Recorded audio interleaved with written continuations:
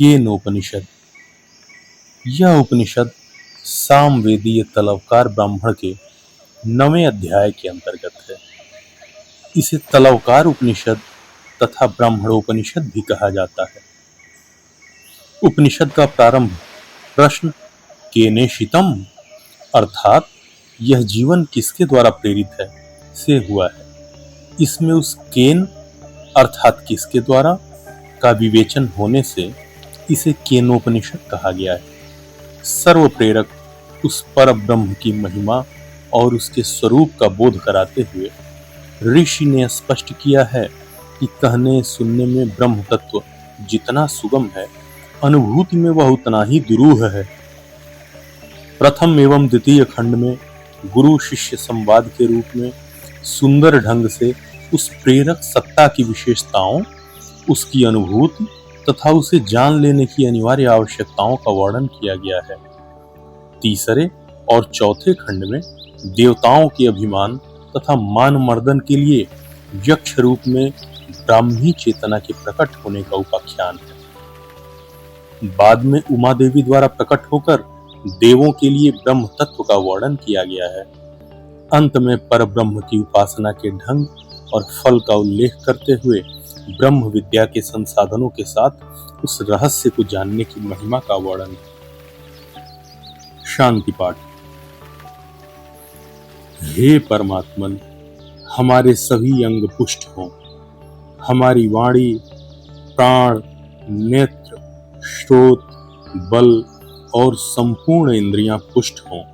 यह उपनिषद ब्रह्म है, हम इसे अस्वीकार न करें। यह हमारा परित्याग न करें।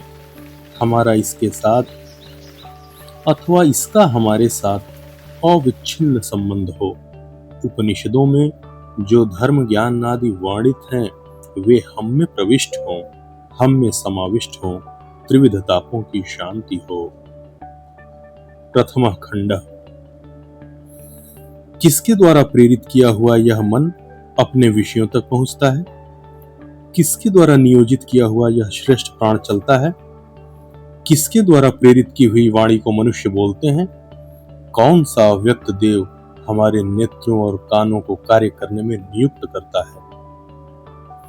जो परमात्म तत्व कर्णेंद्रिय का श्रोत अर्थात श्रवण शक्ति है, मन का मन अर्थात मनन क्षमता है, वागिंद्रिय की वाणी अर्थात वाक शक्ति है, प्राणों का प्राण अर्थात संचालक है, चक्षु का चक्षु अर्थात दर्शन क्षमता है, जो इन सबका कारणभूत तत्व है, उसे जानने वाले धीर पुरुष इस लोक से जाते हुए अथवा जीवन मुक्त होकर अमर हो जाते हैं। वहां पर ब्रह्म परमात्मा तक चक्षु आदि ज्ञानेंद्रियों, वाक आदि कर्मेंद्रियों तथा मन की भी पहुंच नहीं है।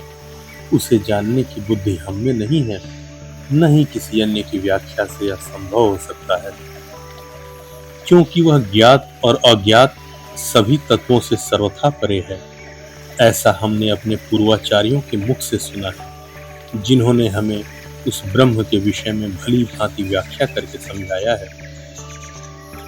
जो वाणी के द्वारा वर्णित नहीं किया जा सकता, अपितु वाणी ही जिसकी महिमा से प्रकट होती है, उसे ही तुम ब्रह्म समझो। वाणी द्वारा निरूपित जिस तत्व की लोग उपासना करते हैं वह ब्रह्म नहीं है।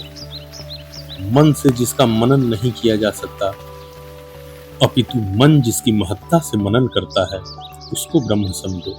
मन द्वारा मनन किए हुए जिसकी लोग उपासना करते हैं वह ब्रह्म नहीं है। जिसे चक्षु के द्वारा नहीं देखा जा सकता, अपितु चक्षु जिसकी महिमा से देखने सुनने में सक्षम होता है, उसे ही तुम ब्रह्म जानो। चक्षु के द्वारा द्रष्टव्य जिस तत्व की लोग उपासना करते हैं वह ब्रह्म नहीं है। श्रोत से जिसे नहीं सुना जा सकता, अपितु श्रोत जिसकी महत्ता से सुनने में सक्षम होता है, उसे ही तुम ब्रह्म जानो। श्रोतेंद्रिय गम्य जिस तत्व की लोग उपासना करते हैं वह ब्रह्म नहीं है। जो प्राण के द्वारा प्रेरित नहीं होता, किंतु प्राण जिससे प्रेरित होते हैं, उसे ही तुम ब्रह्म जानो। प्राण शक्ति से क्रियाशील जिस तत्व की लोग उपासना करते हैं वह ब्रह्म नहीं है। द्वितीय खंड। आचार्य का कथन, यदि तुम्हारी मान्यता है कि मैं ब्रह्म को भली भांति जान गया हूं, तो निश्चय ही तुमने ब्रह्म का अत्यल्प अंश जाना है, क्योंकि उस पर ब्रह्म का जो वंश तुझमें है और जो वंश देवताओं में है, वह सब मिलकर भी ब्रह्म का पूर्ण स्वरूप नहीं है। अतः तुम्हारा जाना हुआ निश्चय ही विचारणीय है। शिष्य का उत्तर, हमने ब्रह्म को भली भांति जान लिया है, ऐसा नहीं मानते, और न ऐसा ही मानते हैं कि हम उसे पूर्णतया नहीं जानते, क्योंकि उसे जानते भी हैं। हम जानते हैं अथवा नहीं जानते, दोनों उत्तर अपूर्ण हैं। हमारे इस कथन को वही जानता है जो उस ब्रह्म को जानता है। जो यह मानता है कि ब्रह्म जानने में नहीं आता, वह ब्रह्म को जानता है, एवं जो यह मानता है कि मैं ब्रह्म को जानता हूँ, वह उसे नहीं जानता, क्योंकि जानने का अभिमान करने वालों के लिए वह ब्रह्म जाना हुआ नहीं है, और जानने के अभिमान से रहित पुरुष के लिए वह जाना हुआ है। वह बोध जिसके द्वारा प्रत्येक वस्तु का ज्ञान प्राप्त हो जाता है, उसी से मनुष्य अमृत स्वरूप पर ब्रह्म को प्राप्त करता है। आत्मा अथवा आत्मज्ञान के द्वारा मनुष्य बल को प्राप्त करता है। उसी आत्मा के बल को जानने की विद्या से वह अमृत स्वरूप परमात्मा को प्राप्त कर लेता है। जिसने यदि इसी जन्म में उस पर ब्रह्म को प्राप्त कर लिया, तो उसने यथार्थ पा लिया। जो इस जीवन में उसे जान नहीं पाया, तो उसने अमूल्य अवसर गंवाकर अपनी महती हानि की। अतः बुद्धिमान पुरुष प्रत्येक प्राणी में और प्रत्येक तत्व में उस परमात्म सत्ता को व्याप्त जानकर इस लोक से प्रयाण कर अमर हो जाते हैं। तृतीय खंड। पिछले 2 खंडों में प्रत्येक दिव्य प्रवाह की शक्ति के मूल कारण रूप जिस परमात्म तत्व की विवेचना की गई है, अगले 2 खंडों में उसी तथ्य को कथानक के माध्यम से स्पष्ट किया गया है। एक समय उस ब्रह्म ने देवों को निमित्त बनाकर असुरों पर विजय प्राप्त की, परंतु देवों को उस विजय का अभिमान हो गया और वे इस विजय को अपनी ही महिमा का प्रभाव समझने लगे।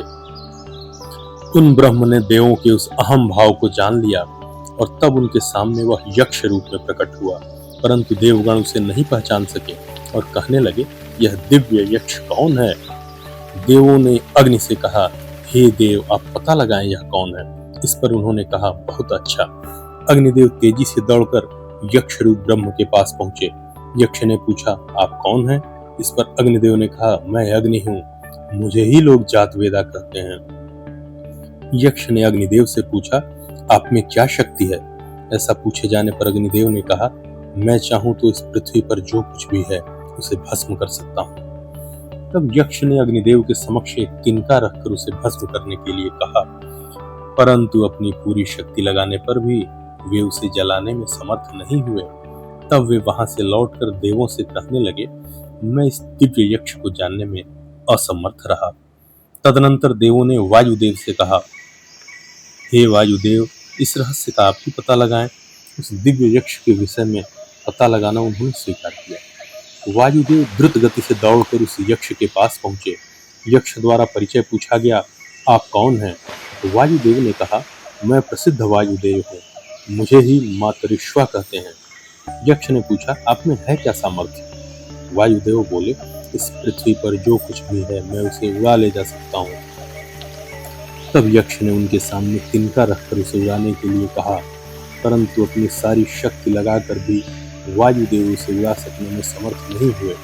तब वहां से लौटकर उन्होंने देवों के सामने उस यक्ष को समझ पाने में अपनी असमर्थता व्यक्त की। तब देवों ने इंद्रदेव से कहा, हे मधुबन, आप इस बात का पता लगाएं कि वह यक्ष कौन है। इंद्रदेव ने यक्ष के विषय में पता लगाना स्वीकार किया और यक्ष की ओर दौड़े, परंतु इंद्रदेव के वहां पहुंचते ही यक्ष अंतर्ध्यान हो गया।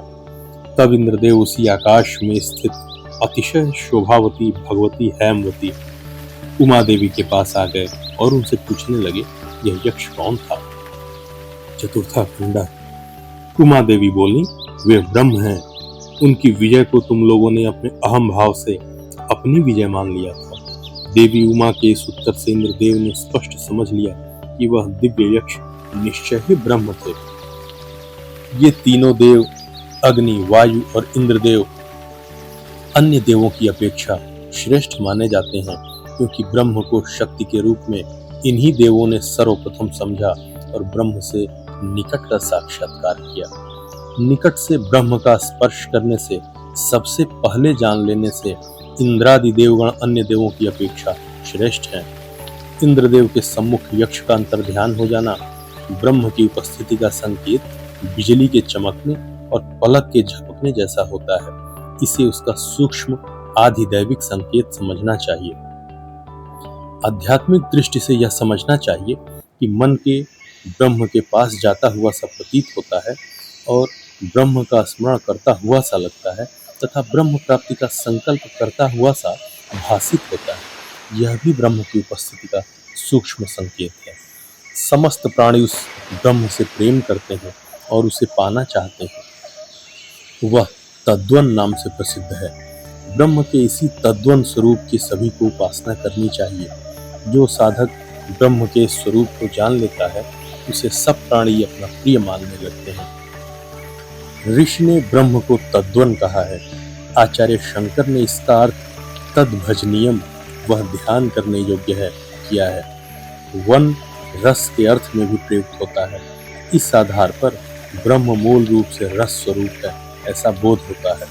ऋषि का मानना है कि जिस साधक की गति आत्म तत्व में हो जाती है उसकी आत्मीयता का विस्तार इतना हो जाता है कि उसके प्रभाव में सभी प्राणी आ जाते हैं। ब्रह्म विद्या के सांकेतिक उपदेश को न समझ पाने के कारण पुनः शिष्य कहता है, हे गुरुदेव, हमें ब्रह्म विद्या स्वरूप उपनिषद का उपदेश दे। तब उन्होंने कहा कि अभी तक जो कुछ भी कहा गया है वही ब्रह्म विद्या है। तुम्हें निश्चय ही मैंने ब्रह्म विद्या सिखा दी है। तपस्या, मन एवं इंद्रियों का नियंत्रण तथा आसक्ति रहित श्रेष्ठ कर्म, ये ही ब्रह्म विद्या प्राप्ति के आधार है। वेद में इस विद्या का सविस्तार वर्णन है।